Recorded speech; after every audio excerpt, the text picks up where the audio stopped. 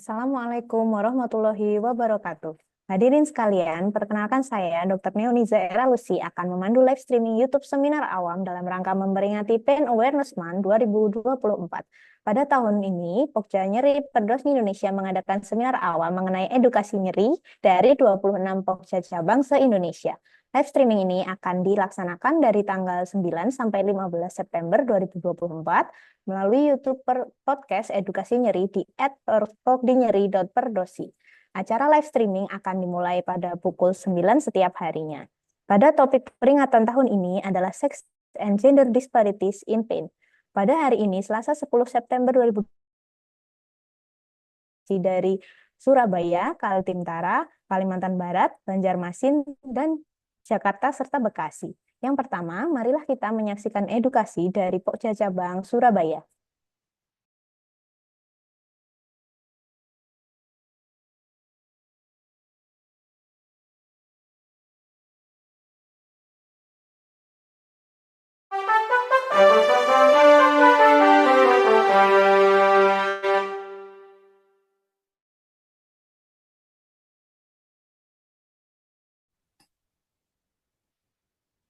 Bismillahirrahmanirrahim. Assalamualaikum warahmatullahi wabarakatuh. Yang saya hormati para profesor, doktor, senior, sejawat, dan para pasien yang bergabung di acara hari ini. Kali ini perkenankan saya Dr. Hani mewakili Pokja Nyeri dari cabang Surabaya turut memeriahkan Bulan Peduli Nyeri dengan mempresentasikan salah satu materi yang berjudul Mitos dan Fakta tentang Nyeri dikaitkan dengan seks dan gender. Mungkin untuk menghemat waktu, saya akan share screen, menampilkan materi. Ini adalah judul yang akan saya bawakan, yaitu mitos dan fakta terkait nyeri yang dihubungkan dengan seks dan gender. Saya sendiri dari Departemen Neurologi Fakultas Kedokteran Universitas Erlangga, RSUD Dr. Sutomo, Surabaya. Ini adalah materi yang saya bawakan, yaitu pendahuluan, mitos dan fakta tentang nyeri dikaitkan dengan seks dan gender, kemudian kesimpulan dan penutup. Kita tahu bahwa bulan September selalu diperingati setiap tahunnya sebagai bulan peduli nyeri, yang ini digagas oleh International Association for the Study of Pain, di mana dirayakan setiap tahunnya, ini sejak tahun 1974 sampai dengan hari ini, yaitu tahun 2024. Dan pada tahun 2024 ini IASP menggagas tema yaitu bertemakan Sex and Gender Disparities in Pain. Apakah yang disebut dengan pain? Pain atau nyeri adalah pengalaman sensoris dan emosional yang tidak menyenangkan terkait dengan kerusakan jaringan aktual maupun potensial. Nyeri ini cukup mengganggu karena banyak hal yang diakibatkan nyeri seperti mobilitas terbatas, fungsional aktivitas harian terbatas, gangguan tidur, disabilitas kerja, stres terkait pekerjaan, peningkatan penggunaan pelayanan kesehatan, dan nyeri ini menyebabkan peningkatan biaya yang signifikan baik karena penggunaan pelayanan kesehatan maupun akibat dari tidak masuk kerja karena pemotongan gaji pasien akibat tidak masuk bekerja. Nyeri juga menyebabkan peningkatan jumlah cuti sakit. Apa yang dimaksud dengan seks dan gender? Seks lebih mengarah pada perbedaan biologis dan fisiologis antara pria dan wanita, seperti hormon, kemudian massa otot dan lemak. Hormon misalnya adalah pada laki-laki hormon testosteron lebih dominan dibanding perempuan, pada perempuan ditemukan hormon estrogen, progesteron. Bagaimana dengan massa otot? Pada laki-laki massa otot lebih dominan dibanding perempuan, dan prosentase lemak pada perempuan lebih tinggi dibandingkan dengan laki-laki. Tentang gender, gender ini mengacu pada perbedaan peran sosial, perilaku, dan identitas yang dibentuk oleh masyarakat dan budaya. Hal ini menyebabkan terjadinya perbedaan baik emosi, persepsi maupun ekspresi sehingga kadang bisa menyebabkan laki-laki kurang mengungkapkan nyeri yang dialaminya dibandingkan dengan perempuan.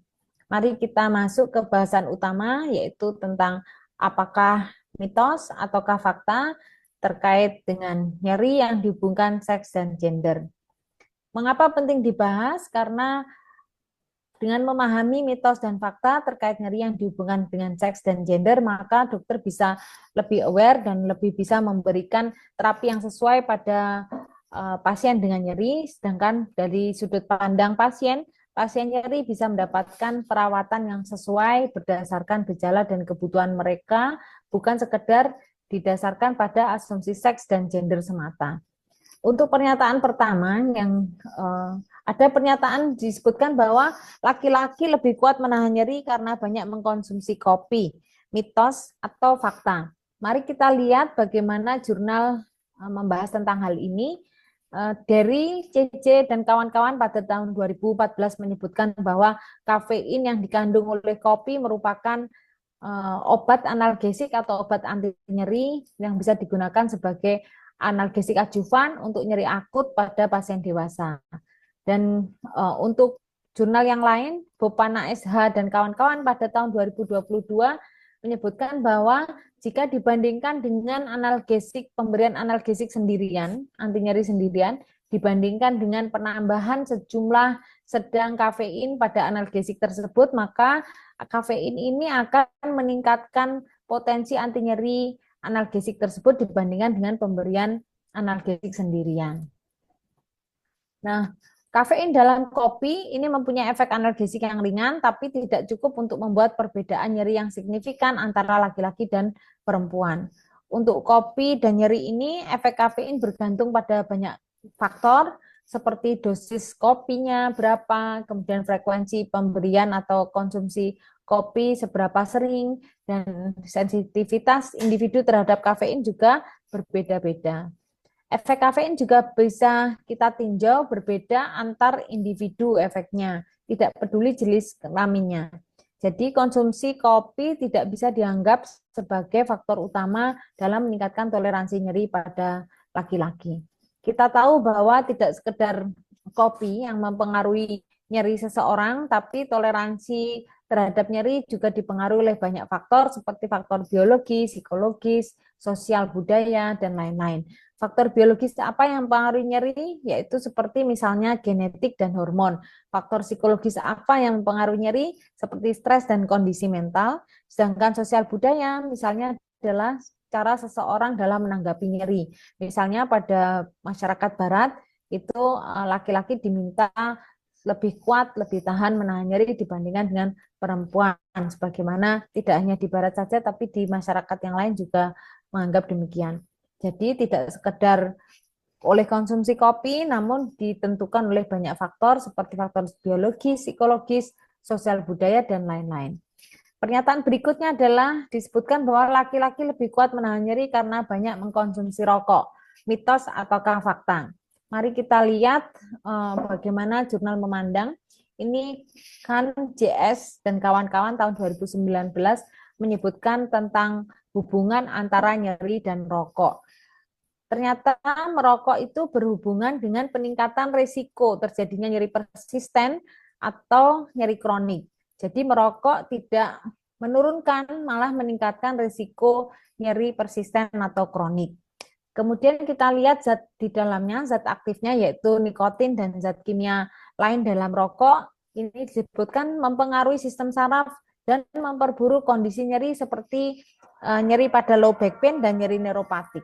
Merokok juga dapat memperlambat penyembuhan luka dan meningkatkan risiko inflamasi yang keduanya dapat memperparah nyeri. Untuk merokok dan penurunan nyeri ini merupakan mitos. Kenapa demikian? Karena toleransi nyeri lebih dipengaruhi oleh banyak faktor seperti faktor biologi, psikologi, sosial, dan budaya. Apalagi rokok itu malah justru akan meningkatkan risiko terjadinya nyeri kronik. Untuk pernyataan berikutnya adalah laki-laki lebih kuat menahan nyeri, mitos ataukah fakta? Kenapa ada mitos? Kenapa ada anggapan bahwa laki-laki lebih kuat menahan nyeri? Karena masyarakat kita memandang bahwa laki-laki massa ototnya lebih banyak, posturnya lebih tinggi, suaranya lebih tebal, kegiatannya lebih menguras tenaga dan keringat. Ini sehingga ini semua memberikan anggapan bahwa laki-laki lebih kuat menahan nyeri. Nah, apakah mitos ataukah fakta? Nah, kita tahu bahwa perbedaan pengalaman nyeri laki-laki dan perempuan terhadap nyeri terkait nyeri ini dipengaruhi oleh banyak faktor, yaitu faktor biologi atau fisik, kemudian psikologis, sosial, spiritual, dan budaya atau culture. Nah, untuk faktor biologi atau fisik itu yang mempengaruhi nyeri adalah hormon, kemudian otot, persentase lemak, juga kondisi medis yang mendasari. Untuk terkait sosial, kita akan membahas lebih detail di slide-slide berikutnya, yaitu terkait persepsi dan ekspresi.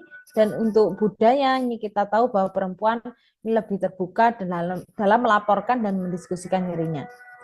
Toleransi terhadap nyeri ini bervariasi antar individu, tidak dapat kita generalisir berdasarkan jenis kelamin semata. Ini semua saya ambil dari Martin RM tahun 2019, juga Hours tahun 2017. Kita kembali ke pembahasan tentang biologi, faktor biologi yang mempengaruhi nyeri.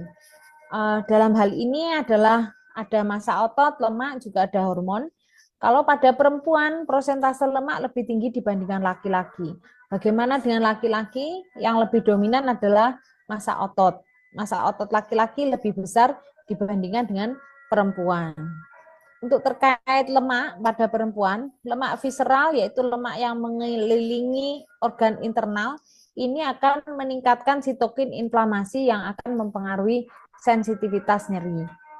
Kemudian untuk otot pada laki-laki lebih besar dibanding perempuan, ini otot ini akan memberikan dukungan struktural dan gerakan tubuh laki-laki. Juga otot ini akan memberikan kemampuan untuk menyerap dan mendistribusikan nyeri secara lebih merata pada laki-laki. Bagaimana dengan hormon? Pada laki-laki hormon testosteronnya lebih dominan dibanding perempuan, di mana hormon testosteron ini dikaitkan dengan adanya penurunan nyeri. Untuk hormon estrogen ini pada perempuan, ini akan mempengaruhi sensitivitas nyeri, misalnya saat menstruasi. Untuk terkait pembahasan faktor sosial yang mempengaruhi nyeri, persepsi ini merupakan bagian dari sosial yang mempengaruhi nyeri. Persepsi yang bagaimana yang mempengaruhi nyeri, ini perempuan itu memiliki lebih sensitif terhadap nyeri dibandingkan laki-laki. Perempuan memiliki nilai ambang nyeri yang lebih rendah, sedangkan laki-laki lebih tinggi. Bagaimana dengan ekspresi pada faktor sosial? Ternyata laki-laki lebih cenderung menahan diri untuk mengekspresikan nyeri. Karena hal ini terjadi karena ada anggapan bahwa kalau mengekspresikan nyeri maka merupakan tanda kelemahan. Sehingga laki-laki lebih cenderung menahan diri untuk mengekspresikan nyerinya. Kalau perempuan ini lebih ekspresif dalam mengekspresikan nyerinya karena mungkin tidak ada tuntutan norma khusus ya untuk perempuan. Kalau laki-laki ini seperti di norma di barat maupun di masyarakat umum, ini laki-laki diminta untuk senantiasa tampil kuat atau tabah dalam menghadapi nyeri, sehingga lebih enggan dalam melaporkan nyerinya, dan hal ini menyebabkan laki-laki terkesan lebih kuat untuk menahan nyeri, padahal sebenarnya laki-laki hanya menahan diri untuk mengungkapkannya. Sehingga kalau ada anggapan bahwa laki-laki lebih kuat menahan nyeri dibandingkan perempuan, yang merupakan mitos. Kenapa demikian? Karena toleransi nyeri ini sangat subjektif, dipengaruhi oleh banyak faktor, baik biologi, psikologi, kemudian sosial, budaya, spiritual, dan lain-lain. Sehingga tidak bisa disederhanakan hanya berdasarkan jenis kelamin saja. Tidak ada bukti konklusif yang mendukung bahwa laki-laki secara umum lebih tahan terhadap nyeri dibandingkan dengan perempuan. Kemudian ada hal berikutnya, disebutkan bahwa perempuan terpapar nyeri lebih banyak dibandingkan laki-laki.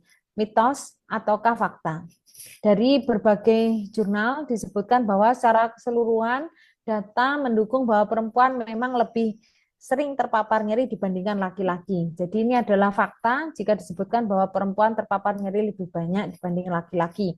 Paparan nyeri apa saja yang dialami oleh perempuan? perempuan ini mengalami hamil 9 bulan, kemudian melahirkan, ini ada nyerinya baik durante atau pasca melahirkan. Juga saat menyusui, ini perempuan ada rasa capek dalam mengasuh anak dan menyusui. Kemudian saat menstruasi, perempuan juga bisa merasakan nyeri saat menstruasi. Kemudian juga kondisi medis, ini banyak penyakit kronik yang lebih banyak diderita perempuan dibandingkan laki-laki. Seperti misalnya pada gangguan namanya fibromialgia, ada juga irritable bowel syndrome, endometriosis yang lebih banyak menyerang perempuan dibanding laki-laki. Kemudian ada perempuan juga punya hormon-hormon yang kalau ada fluktuasi hormonal akan meningkatkan sensitivitas terhadap nyeri sehingga mempengaruhi perempuan dalam merespon nyeri. Maka perempuan cenderung mengalami nyeri yang lebih lama dan lebih intens dalam beberapa kondisi. Nah, lebih lama ini pasien mengalami perempuan yang mengalami nyeri kronik ya. Perempuan terpapar nyeri lebih banyak dibandingkan dengan laki-laki. Ada pernyataan lain yang menyebutkan bahwa perempuan lebih banyak mengalami nyeri kronik dibandingkan dengan laki-laki, mitos atau fakta. Mungkin hampir mirip dengan pembahasan tadi sebelum membahas bagaimana jurnal memandang. Kita lihat klasifikasi nyeri ya. Ini menurut Dorkin RH tahun 2003, Dorkin dan kawan-kawan menyebutkan ada berbagai klasifikasi nyeri. Mungkin kita fokus ke klasifikasi berdasarkan waktu dibagi menjadi akut dan kronik.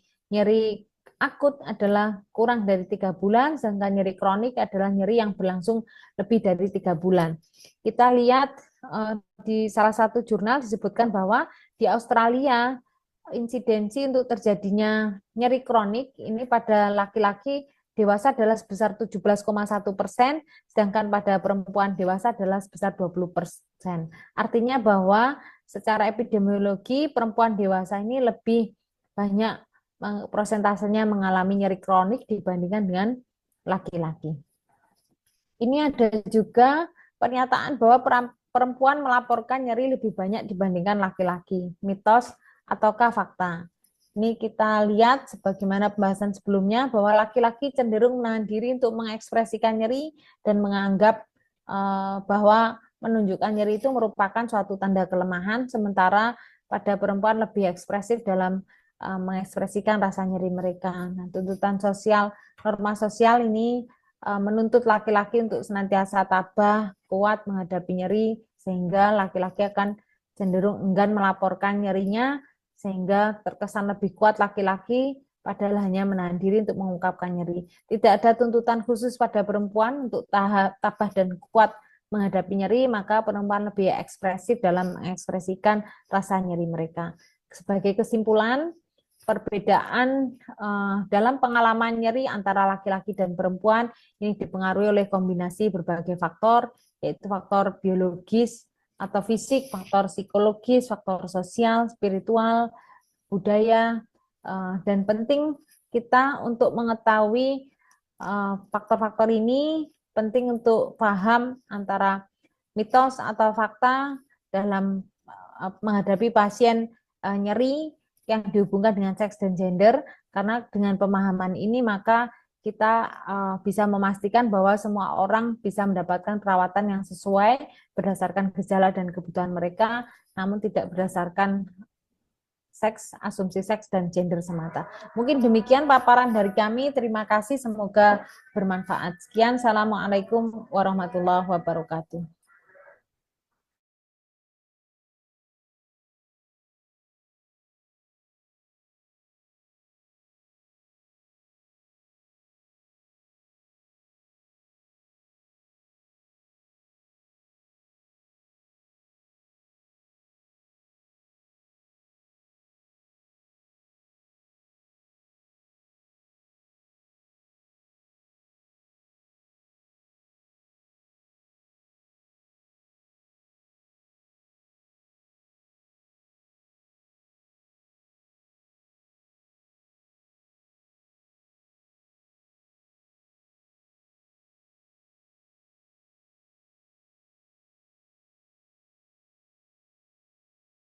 Baik, terima kasih kepada Pok Caca Bank Surabaya telah memberikan materi yang sangat bermanfaat mengenai mitos dan fakta terkait nyeri. Selanjutnya mari kita saksikan edukasi dari Kalimantan Timur dan Kalimantan Utara.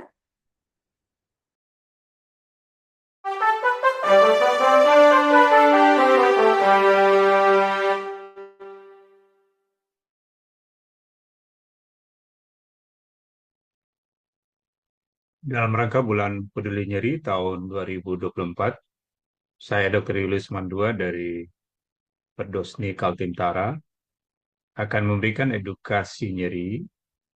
Salah satu keluhan yang sering dikeluhkan adalah carpal tunnel syndrome.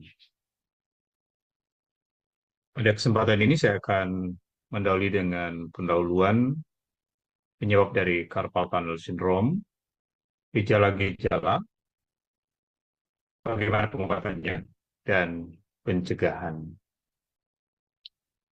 Sebagai pendahuluan bahwa carpal tunnel syndrome adalah gangguan akibat penekanan saraf medianus pada terowongan karpal di pergelangan tangan.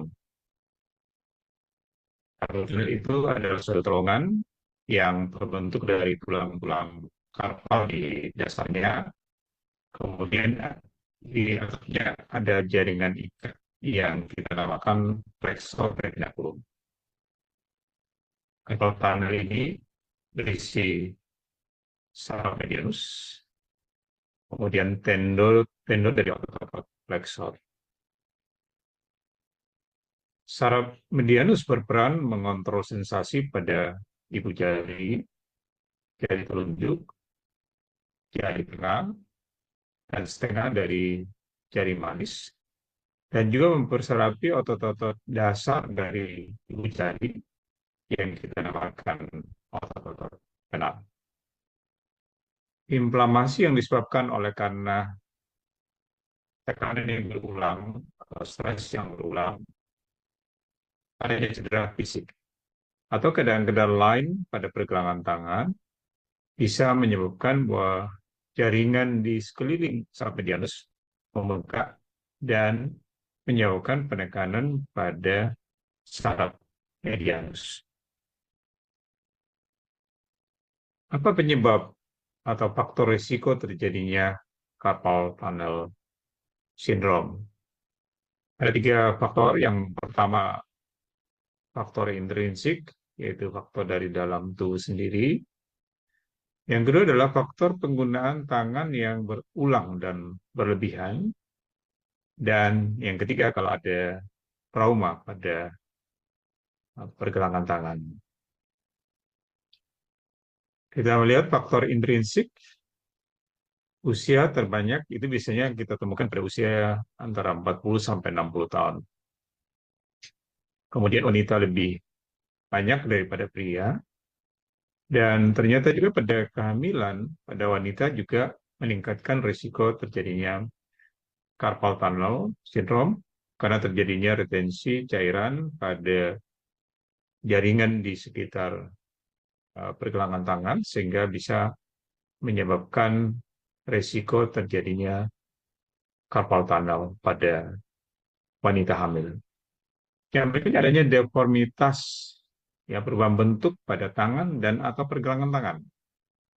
Kemudian berikutnya adanya penyakit-penyakit diabetes, ada gout arthritis, penyakit rheumatoid arthritis, adanya hipotiroid atau tumor pada terowongan karpal, itu meningkatkan risiko terjadinya carpal tunnel syndrome. Hal yang kedua adalah penggunaan tangan berulang dan berlebihan, yaitu penggunaan tangan dengan kekuatan yang tinggi, jangka panjang, adanya gerakan-gerakan yang ekstrim, dan juga penggunaan tangan dengan getaran yang tinggi. Itu meningkatkan risiko terjadinya carpal tunnel syndrome. Kemudian hal yang ketiga tadi, adanya trauma pada tangan, khususnya pada pergelangan tangan. Gejala dan tanda, gejala perlahan dan bisa terjadi setiap saat. Gejala awal yang biasa dirasakan adalah adanya kesemutan yang biasanya dirasakan malam hari. kesemutan dan atau nyeri dirasakan pada ibu jari, kemudian jari telunjuk, jari tengah, dan setengah jari manis. Gejala umum yang biasanya dikeluhkan pasien adalah adanya kesemutan pada jari-jari tangan. Kemudian kurang merasa pada ujung-ujung jari. Kemudian mengalami kesulitan dalam mengerjakan pekerjaan-pekerjaan yang halus atau kecil, seperti memegang benda-benda yang kecil, memegang kemudi, kemudian memegang buku, menulis, dan kesulitan dalam menggunakan keyboard komputer. Itu gejala-gejala umum yang sering dikeluhkan oleh penderita. Pada tahap lanjut, bisa terjadi kelemahan pada tangan, sulit melakukan pekerjaan yang halus seperti mengancing baju, mungkin sering menjatuhkan benda, dan adanya atrofi otot-otot pangkal ibu jari. Jadi otot-otot pangkal ibu jari mengecil. Penata laksanaan kita bagi dua. Yang pertama adalah konservatif, dan yang kedua dengan pembedahan. Konservatif apa saja? Biasa dengan menggunakan urisplin atau bidai pada pergelangan tangan, kemudian obat-obat tertentu dengan obat-obat non-steroid anti-inflamasi, kemudian obat-obat nyeri neuropatik, kemudian bisa dilakukan tindakan, yaitu dengan injeksi steroid, atau dilakukan yang namanya hidrodiseksi.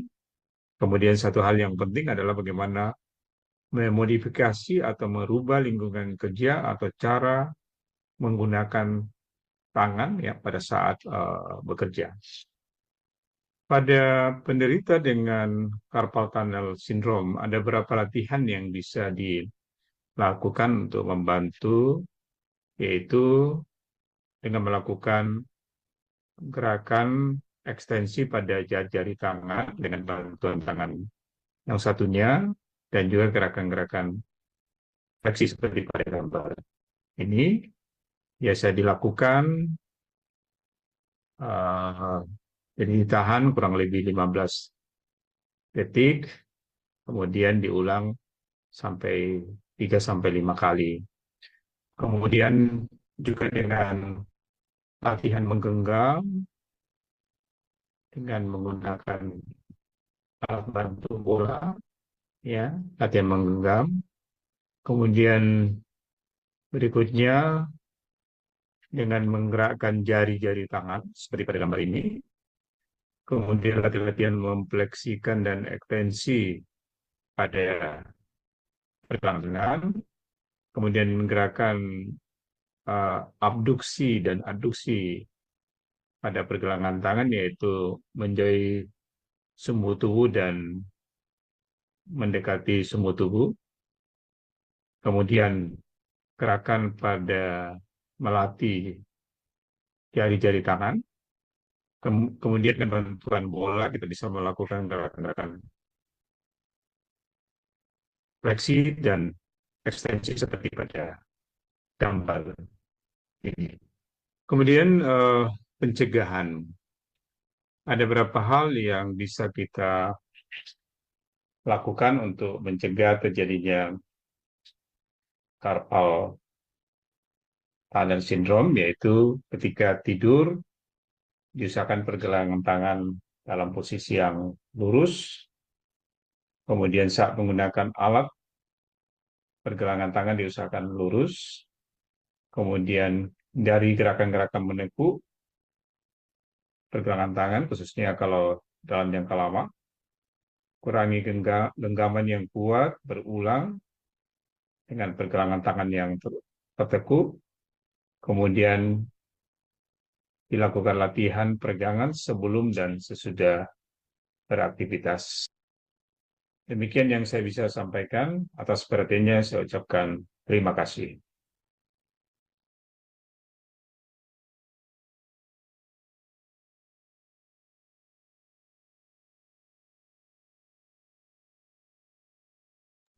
Baik, terima kasih kepada Perdosni Kalimantan Timur dan Utara yang telah memberikan edukasi mengenai carpal tunnel syndrome. Selanjutnya, mari kita saksikan edukasi dari Kalimantan Barat.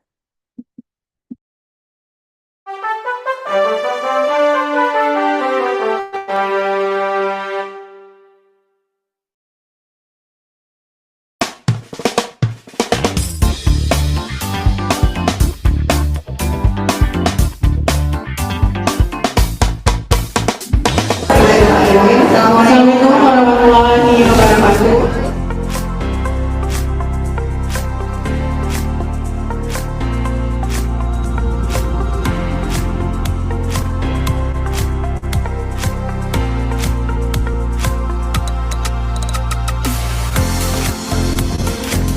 Assalamualaikum warahmatullahi wabarakatuh. Bapak Ibu sekalian, selamat pagi. Pagi. Semangat ya. KSM Neurologi yang kami hormati, semua sudah sangat membantu mendukung terselenggaranya acara ini. Kami ucapkan terima kasih dan juga spesial untuk Bapak Ibu yang sudah hadir dari pagi untuk menyimak apa itu nyeri dan juga melakukan pengobatan dan rehabilitasi untuk pemulihan kondisi tubuh sehingga kita semua tetap sehat dan kuat. USG. Dengan dipandu USG, obat yang kita mau suntikan ke target nyeri itu akan lebih presisi dan akan terhindar dari jaringan-jaringan yang membahayakan. Oke, Bapak Ibu, seru. Oke, sekarang kita lanjut untuk diskusi dan terjawab. Pada kesempatan ini akan dipandu langsung oleh Moskowi kita, Mbak Natalia Mastika, Sarjana Kesehatan Masyarakat. Kepada Mbak Natalia dipersilakan. Jadi Bapak Ibu, kita akan ada sesi tanya jawab. Jadi bagi Bapak Ibu yang ingin bertanya, nanti kami persilakan. Untuk itu kami mengundang kembali untuk kedua narasumber kita untuk ke depan.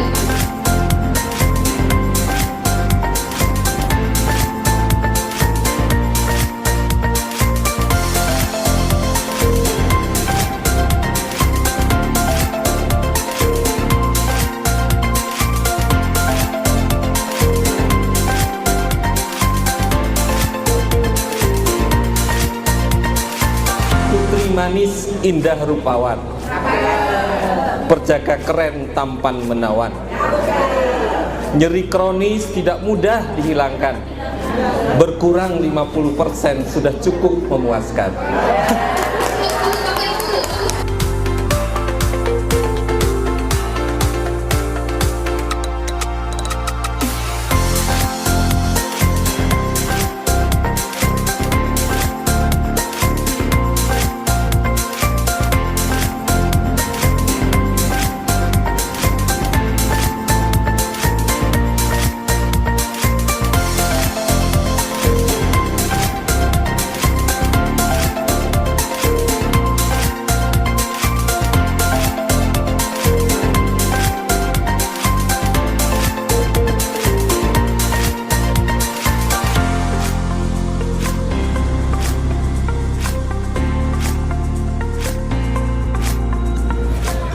Semua ini semoga bisa berjalan seterusnya, bisa setiap tahun seperti ini. Di mana apa yang diberikan dari dokter tersebut, penyuluhan tersebut menjadikan kami sangat ini, dan juga berterima kasih atas pelayanan rumah sakit kota, terutama perawat-perawatnya dan dokter-dokternya. Alhamdulillah, obat-obatnya pun alhamdulillah. Ya, dengan mengikuti manfaat ini sangat berguna bagi kami yang lansia ini, terutama yang sudah merasakan lutut persendian sakit. Jadi sangat bermanfaat sekali. Ya, terima kasih sudah diadakan seperti seminar begini. Jadi mudah-mudahan bisa berguna bagi kami yang udah lansia terutama ya. Karena gimana ya, kita nih kemana lah ya mau ngeluh, kecuali dengan adanya penerangan begini itu lebih memberi penerangan untuk kita semua yang terutama yang lansia-lansia ini. Terima kasih kepada panitia dan semua yang sudah ada mengadakan ini.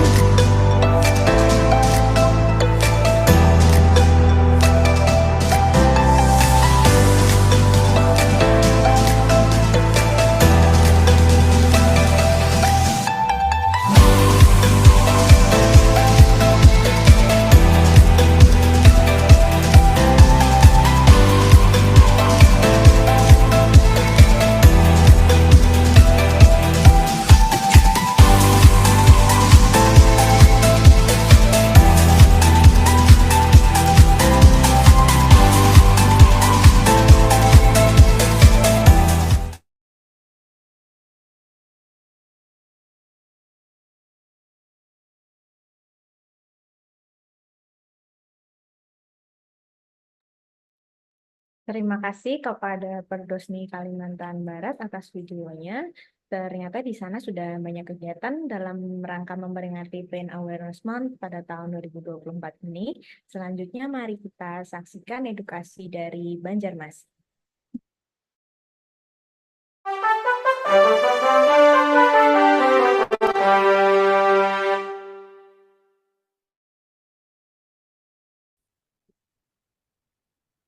Selamat pagi Bapak-Bapak dan Ibu-Ibu. Izinkan kami dari Pokja Nyeri Perdosni Cabang Banjarmasin untuk menyampaikan satu edukasi masyarakat tentang satu penyakit yang sering sekali dialami oleh ibu-ibu kita, yaitu keluhan kesemutan pada tangan yang kita sebut sebagai satu penyakit sindroma terowongan karpal. Ya, ini memang keluhan yang sering dikeluhkan oleh ibu-ibu kita di klinik syaraf ya. Jadi umumnya memang wanita kesemutan di salah satu atau kedua tangan yang seringkali dikeluhkan setelah melakukan pekerjaan rumah tangga seperti mencuci, mengepel, menyapu, setelah bekerja, naik motor mengantar anak sekolah, mengetik, merajut, membungkus ya. Dan seringkali berkurang kalau tangan itu digibas-gibaskan. Ya, kadang-kadang nyeri itu bertambah pada malam hari yang menjalar dari tangan seringkali sampai ke bahu. Lalu ibu-ibu kita kalau memang sudah sangat lanjut menjadi kesulitan untuk memegang benda-benda ya. Susah untuk memegang pisau, susah untuk memegang gayung ya. Tangan seringkali terlihat kurus terutama pada otot-otot di bawah ibu jari. Sering disertai dengan penyakit lain, misalnya jarinya itu tidak bisa diluruskan dan nyeri, yang sering kita sebut dengan trigger finger. Jadi pasien sering bertanya, dok ini penyakit apa sih? Ya, apakah asam urat? Apakah kolesterol? Ya, ini yang sering kali ditanyakan oleh pasien-pasien. Ya, bapak-bapak dan ibu-ibu, penyakit ini kita sebut dengan sindroma terowongan karpal atau istilah bahasa Inggrisnya carpal tunnel syndrome. Penyebabnya adalah saraf tangan kita yang cukup besar di dekat pergelangan tangan ini yang namanya saraf medianus itu terjepit pada terowongan karpal, yaitu satu daerah yang berada di dekat pergelangan tangan kita. Ya. Siapa yang sering kena? Ya memang kebanyakan adalah wanita ya. Kalau di Indonesia itu kebanyakan adalah wanita ya. Beberapa penelitian itu menyebutkan pria dibanding wanita itu wanita dibanding pria itu 4:1 ya. Kenapa? Mungkin karena di Indonesia ini kebanyakan para wanita adalah superwoman ya. Ibu rumah tangga itu kan pekerjaannya luar biasa dari pagi sampai malam ya. Bahkan kalau ibu rumah tangga itu juga merupakan wanita yang bekerja juga di luar, maka tugas itu menjadi lebih berat lagi. Atau para pekerja yang menggunakan pergelangan tangan dengan aktif, misalnya orang yang bekerja sebagai pelinting rokok, ya.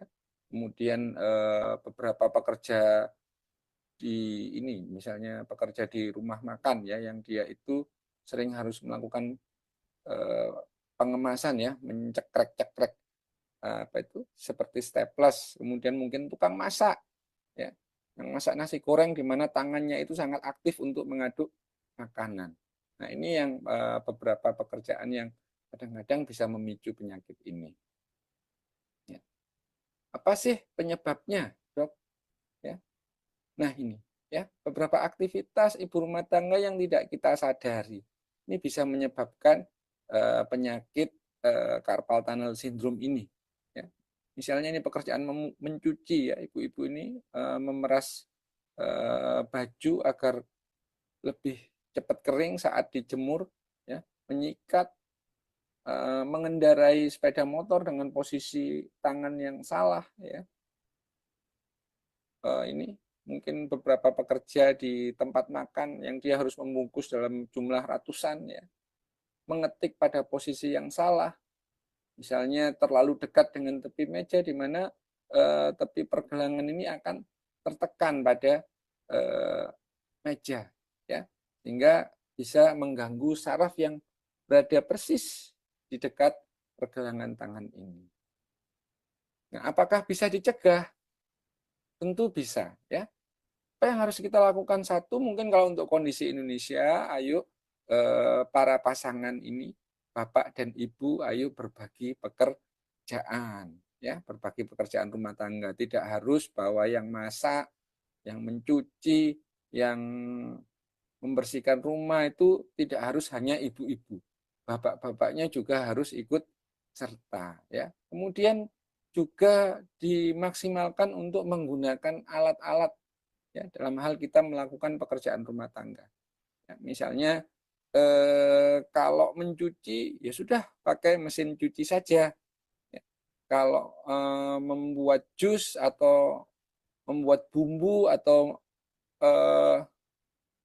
membuat sambal misalnya, kita gunakan blender, ya, tadi tidak menggunakan alat-alat yang tradisional seperti ulek-ulek, itu hanya mencuci dengan tangan, itu tentunya dapat memicu terjadinya penyakit carpal tunnel syndrome ini, ya.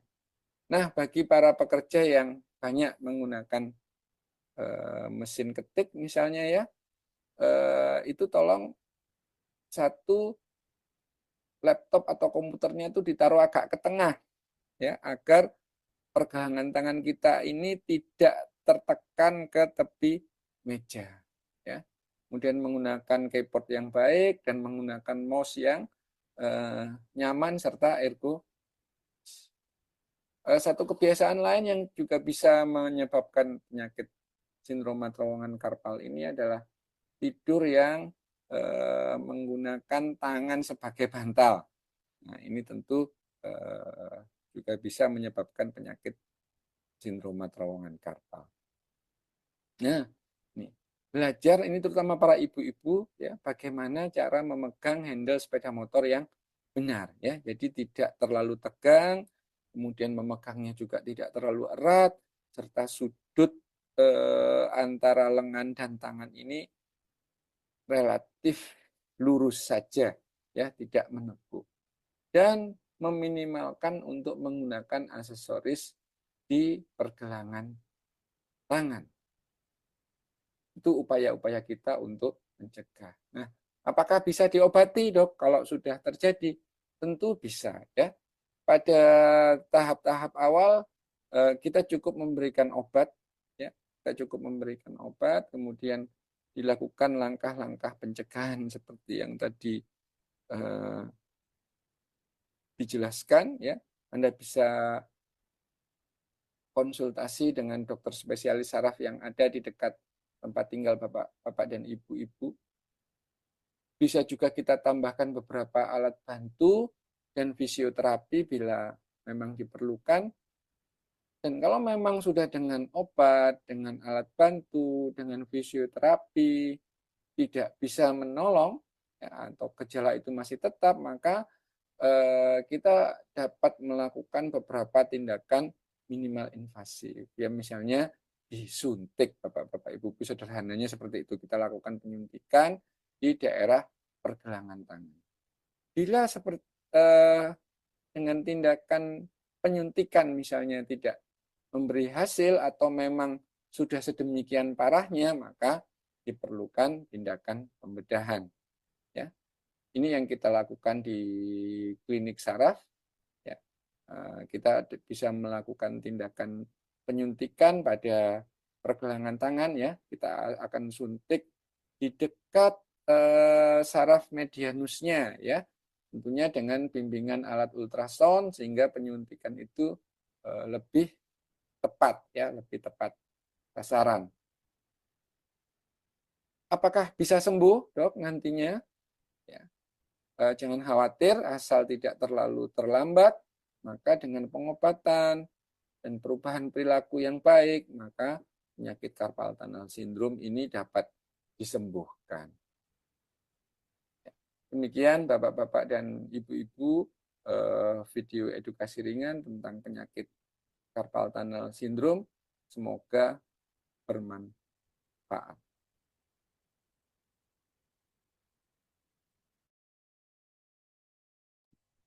Terima kasih kepada Pokja Cabang Banjarmasin atas materi mengenai kesemutan di tangan. Selanjutnya mari kita saksikan video dari Jakarta.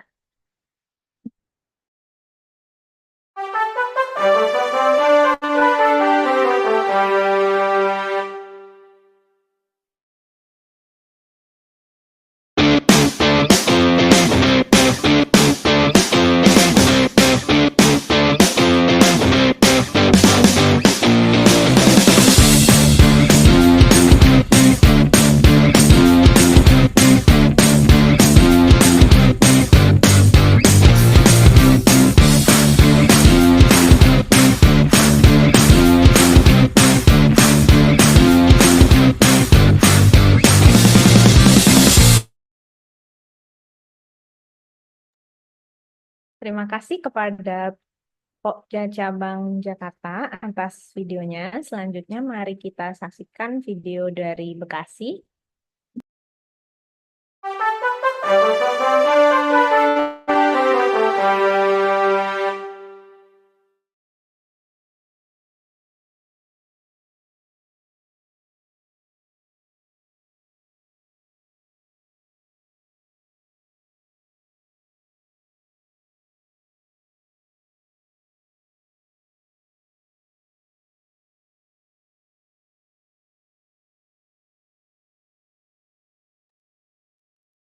Dengan berakhirnya video dari Pokja Cabang Bekasi, maka berakhirlah seminar awam pada hari ini. Saksikan seminar awam kembali pada hari Rabu 11 September 2024 mulai pukul 9 WIB melalui YouTube Podcast Edukasi Nyeri atau di @pokdinyeri.perdosi. Terima kasih atas perhatian hadirin sekalian. Saya tutup. Wassalamualaikum warahmatullahi wabarakatuh.